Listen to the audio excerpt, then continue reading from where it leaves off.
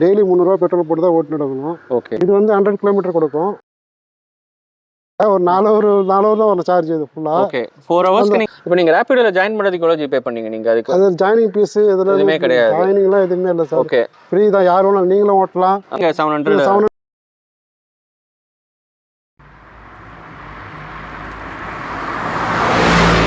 வணக்கம், உங்க பேருனா? Jayakumar sir. My name is Jayakumar. இன்னைக்கு ஒரு இன்ட்ரெஸ்டிங் கண்டென்ட். இவர் ஒரு ரேபிடோ டிரைவர். இவர் ஸோ அவர் எலக்ட்ரிக் பைக் வச்சிருக்காரு, ரேபிடோவும் வண்டி ஓட்டுறாரு. So electric and Rapido bike combination ரொம்ப நல்ல காம்பினேஷன். ஏன்னா நமக்கு ஃபியூலும் சேவ் ஆகுது, ரேபிடோவும் ஓட்டுறாரு. ஸோ அதை பற்றி தான் நம்ம இன்னைக்கு பேச போகிறோம். ஆனால் நீங்கள் இந்த வண்டி எவ்வளோக்கு வாங்கினீங்க? நீங்கள் இது வாங்கும்போது 1.60. ஓகேண்ணா. உங்களுக்கு இந்த கவர்மெண்ட் சப்சிடியோட சேர்த்து அதாவது 33,000 டிஸ்கவுண்ட் பண்ணி தான் கொடுத்தாங்க எனக்கு. ஓகேண்ணா. இந்த கவர்மெண்ட் இப்போதைக்கு எனக்கு, நான் வந்து மிடில் கிளாஸ் ஃபேமிலி தான். நான் இது ஃபர்ஸ்ட் இந்த பெட்ரோல் வண்டி வச்சு ஓட்டியிருந்தேன். டெய்லி 300 ரூபாய் பெட்ரோல் போட்டு தான் ஓட்டிட்டு இருக்கணும். ஓகே. இப்போ இது வந்து வீட்டில் பவர் கன்சப்ஷன் வச்சு தான் பண்ணிட்டு இருக்கிறோம். இது சரிங்கண்ணா. ஒரு நாளைக்கு 5 இல்லை 6 யூனிட் தான் ஓடும். சரிண்ணா. அது வந்து நமக்கு ஒரு 50 ரூபாக்குள்ள தான் வரும். அது 300 ரூபாய்க்கும் 50 ரூபாய்க்கு எவ்வளோ டிஃப்ரெண்ட் இருக்குது பார்த்தீங்களா? கண்டிப்பாக. எனக்கு இந்த கவர்மெண்ட் சப்சிடர் கொடுத்ததுல கொஞ்சம் உங்களுக்கு அப்போ 1.3 கிடைச்சிருக்கு. என்னன்னா? ஆமாம். உங்கள் பேர் என்ன சொன்னீங்கன்னா? ஜெயக்குமார். ஜெயக்குமார். ஓகேண்ணா. ஓகே. ஜெயக்குமார். சரிண்ணா.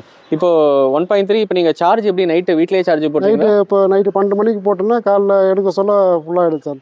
100 ஃபுல் சார்ஜ் வந்து 100 கிலோமீட்டர் ஓட்டலாம். இப்போ இதில் என்னென்ன மோட் இருக்குண்ணா? இதில் உங்களுக்கு இதில் வந்து ஜிப் மோடு இருக்குது, ஈகோ மோடு இருக்குது. ஓகே. இது ஏத்தர் என்ன மாடல்? இது ஏத்தர் வந்து ரிஸ்டா எஸ்.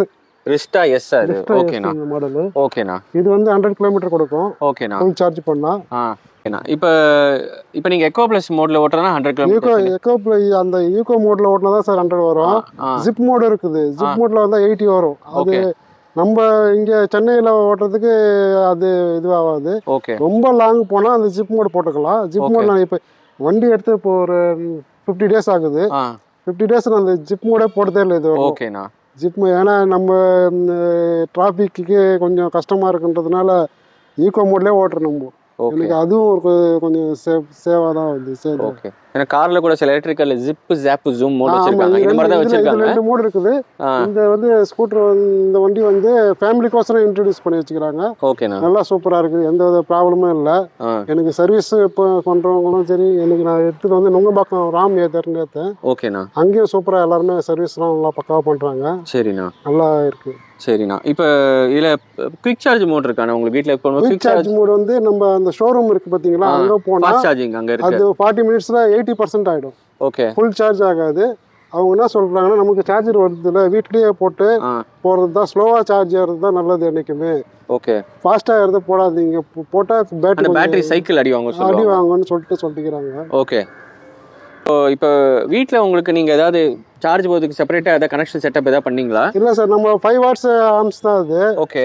சாதாரணமாக போட்டு நம்ம மிக்ஸி கிரைண்டர் போடுற மாதிரி அதே மாதிரி தான் இருக்கு. ஓகே. பாயிண்ட் அதில் போட்டு தான் போட்டுருக்கேன். ஓகே. ஓகேண்ணா. சஸ்பென்ஷன்ல எப்படின்னா இருக்கு உங்களுக்கு லோக்கலில் போகும்போது உங்களுக்கு மற்ற வண்டி கம்பேர் பண்ணும்போது இது நார்மல் நீங்கள் பெட்ரோல் வண்டி ஆக்டிவாலாம் ஓட்டிருப்பீங்கல்ல, இது சஸ்பென்ஷன் எப்படி இருக்கு உங்களுக்கு? இது சூப்பராக இருக்குது, எந்த ப்ராப்ளமும் இல்லை.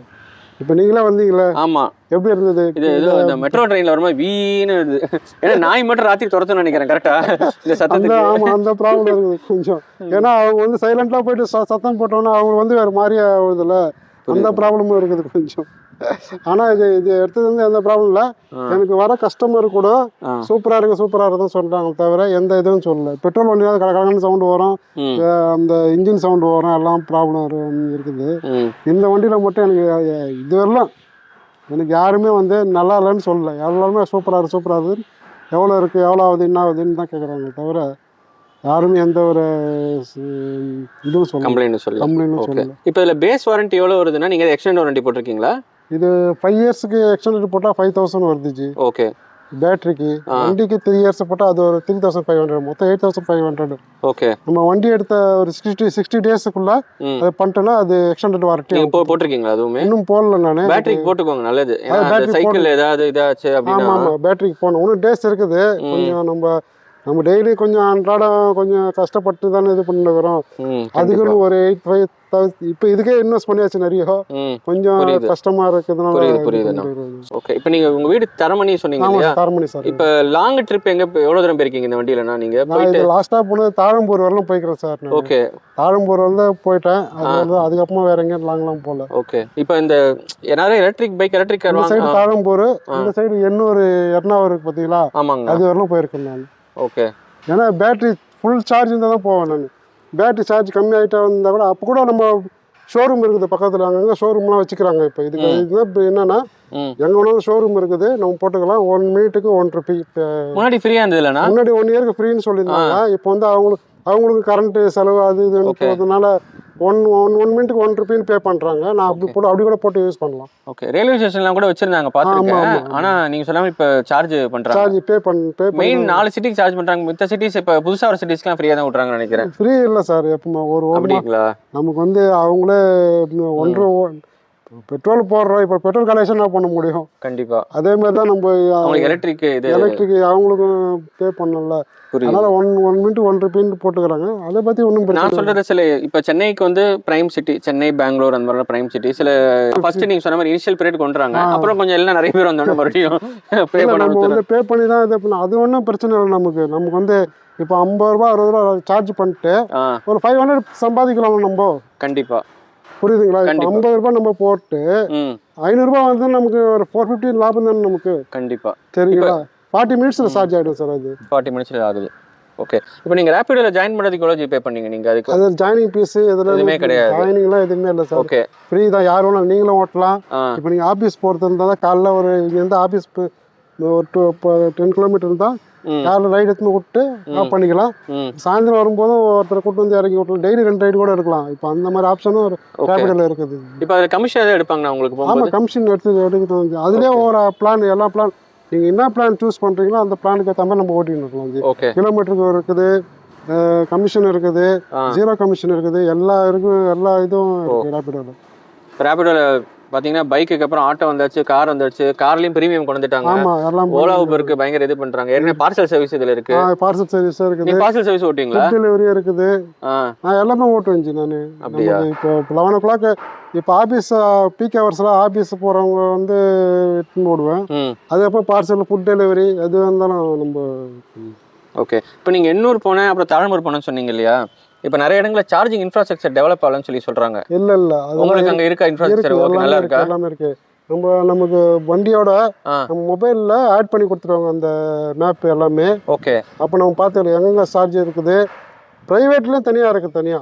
ஓகே. ஷோரூம் இல்லாம பிரைவேட்லயும் தனியா இருக்குது. அங்கேயும் நம்ம போட்டு இந்த மாதிரி பே பண்ணிக்கலாம். ஓகே, எந்த பிரச்சனையும் இல்லை. ஏன் கேட்டேன்னா, நண்பர் ஒருத்தர் மஹிந்திரா BE90 வாங்கினாரு. வாங்கிட்டு சார்ஜிங் ஸ்டேஷன்ல ஆக்டிவ் காமிச்சிருக்கு. நம்பி ஹில்ஸ்க்கு எடுத்துட்டு போயிட்டாரு. அங்க போனா 2 சார்ஜிங் ஸ்டேஷன் ஒர்க்கே ஆகல. 1 மட்டும் தான் லக்கிலி ஒர்க் ஆயிருக்கு. அது லாஸ்ட் எட்ஜ்ல. இல்ல அந்த சார்ஜிங் ஸ்டேஷன் ஒர்க் ஆகணும், வண்டி டோல் பண்ணிட்டு தான் போயிருக்கணும் போல. சோ என்னதான் அந்த ஆப்ல ஆக்டிவ் காமிச்சாலும் சில இடங்கள்ல ஒர்க் ஆக மாட்டேங்குது. சோ அதுக்கு தான் கேட்டேன். இல்ல ஜி, இப்போ வந்து எல்லாமே அட்வான்ஸா போயிட்டு தான் இருக்கிறாங்க நம்ம இது எல்லாமே. ஸோ இதில் ஆக்டிவ் காமிக்கிறது உண்மையாக ஒர்க் ஆகுது ஏற்றுற பொறுத்த வரைக்கும்? ஆமாம் ஜி, எல்லாம் எந்த பிரச்சனையுமே இல்லை ஜி. ஆனால் எனக்கு வந்து இப்போ நான் தான் சொல்கிறேன், எடுத்ததுலேருந்து எந்த ப்ராப்ளமும் இல்லை, கரெக்டாக தான் ஓடிட்டு இருக்குது. இப்போ 5000 கிலோமீட்டர் ஆக போகுது. 5000 கிலோமீட்டர் ஓட்டிருக்கீங்க? ஆக போகுது. இன்னொரு 300-400 கிலோமீட்டர் ஓட்டணும்னா 5000 ஆகிடும். சர்வீஸ் ஓட்டணும் ஜி. ஓகே. இப்போ நீங்கள் ஆக்சஸரிலாம் சிலது நீங்கள் எதாவது எக்ஸ்ட்ரா போட்டிருக்கீங்களா ஏதாவது? ஆமாம் சார், இந்த மட்கரு, சீட் கவரு, ஃபுட் ரெஸ்ட்டு, இந்த இது பேக் ரெஸ்ட் எல்லாமே சேர்த்து ஒரு 7000 வரும் சார். ஓகே. அவங்க கம்பெனிலே போட்டு கொடுப்பாங்க, நம்ம பே பண்ணணும். ஓகே. நீங்க இந்த மொபைல் கவர் மட்டும் அந்த மழை வர மாதிரி போட்டுருக்கீங்க, நல்லா இருக்கு அது பார்க்காது. அந்த மொபைல் கவர் இந்த PPF எல்லாம் போட்டுக்கிறேன் நான். ஓ, PPF போட்டிருக்கீங்களா? PPF எல்லாம் போட்டு பெயிண்ட் ப்ரொடக்ஷன் லேமினேஷன் போட்டிருக்கீங்க. ஆமா அப்பா, ஏன்னா நம்ம இவ்வளவு காசு கொடுத்து வாங்கிட்டோம். கம்பெனிலே போடுறாங்களா? கம்பெனில அவங்க வந்து அவங்க ரேட் கொஞ்சம் ஓகே டிஃபரெண்டா இருந்தது. நான் வந்து நம்ம புதுப்பேட்டையில இருக்காரு முன்னாவர் பாய்ன்ட்டு, யூடியூப்ல பாத்துருப்பீங்கன்னு நினைக்கிறேன். புதுப்பேட்டை என்ன பாய் அவர் பேரு?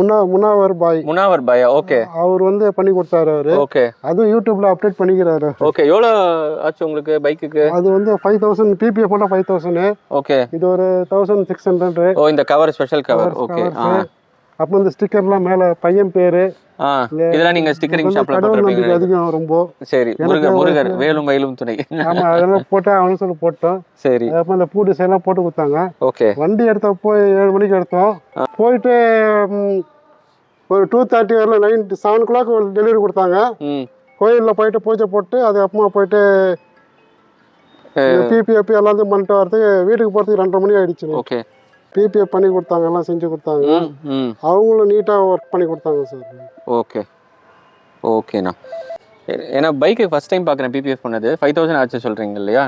நமக்கு ஒரு அதான் 100 கிலோமீட்டருக்குள்ளே ஒரு 700 rupeesக்கு நான் கொஞ்சம் ஏர்னிங் பண்ணுவேன். ஓகேண்ணா. ஒரு நாளைக்கு ஆவரேஜாக உங்களுக்கு? ஒரு நாளைக்கு இல்லை, ஒரு 4 hour தான் ஒரு சார்ஜ் இது ஃபுல்லாக. ஓகே. ஸோ இப்போ ஒரு நாளைக்கு நீங்கள் 100 kilometers 4 hours ஓட்டுறீங்க. 700 இது 700 கம்பல்சரி 700 நிற்குது. ஓகே. ஸோ இப்போ ஆவரேஜாக நீங்கள் எப்படி மண்டே டு ஃப்ரைடே ஓட்டிங்க, சாட்டர்டே சண்டே ஓட்டிங்களா? 7 days ஓட்டுவோம் சார். 7 days ஓட்டிங்க. ஸோ ஆவரேஜாக ஒரு 30 days 4 hours கணக்கு வச்சா கூட உங்களுக்கு இப்போ ஓட்டிட்டு மத்தியானம் ஒரு 12 மணி 1 மணி ஆயிடுச்சுன்னா வீட்டுக்கு போயிட்டு பேட்டி போட்டு சாப்பிட்டு ரெஸ்ட் எடுக்க தான் எடுப்பேன். அப்படி இல்லைன்னா பெட்ரோல் வண்டி ஓட்டுறதா தானே ஓட்டுவேன் நான்.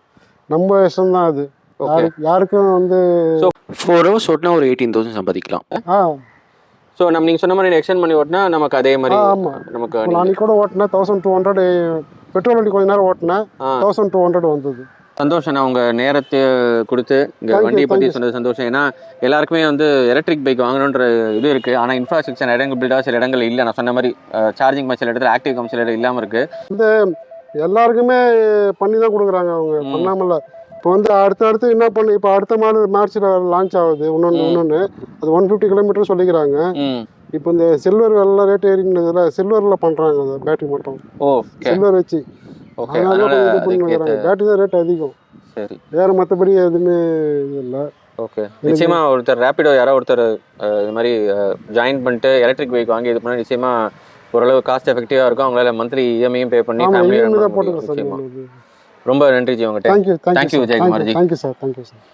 இந்த வீடியோ நிச்சயமாக உங்களுக்கு யூஸ்ஃபுல்லாக இருக்குன்னு நம்புகிறேன். ஏன்னா அவர் வந்து ஒரு எலக்ட்ரிக் பைக் ஓனர், ரேபிடோவும் ஓட்டி எப்படி ஒரு மந்த்லி ஏர்ன் பண்ணுறாரு, வண்டி வாங்கின என்னெல்லாம் பண்ணார் எல்லாமே அவர் ஷேர் பண்ணார். இந்த மாதிரி இன்ட்ரெஸ்டிங் கண்டென்ட்டுக்கு நம்ம சேனலை லைக் பண்ணுங்கள், ஷேர் பண்ணுங்கள், சப்ஸ்கிரைப் பண்ணுங்கள். நன்றி.